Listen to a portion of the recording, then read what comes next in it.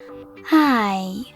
In front of me is INFINIX Hot 20i, and today I would like to show you how you can change default apps on this device.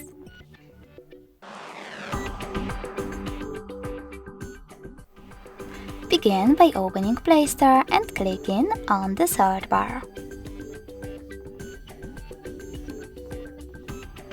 Then install your new default apps. I will go with browser. When your app is ready, go into Devices Settings.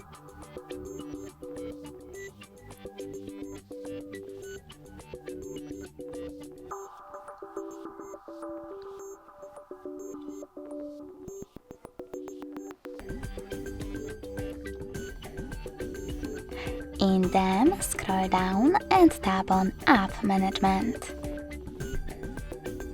Now select Default Apps and tap on one of those options, in my case, Browser app.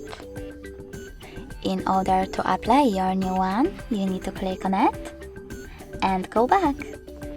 And as you can see, after that, my default app has changed. Thanks so much for watching. If you enjoyed this video, leave a like, comment and subscribe. Bye!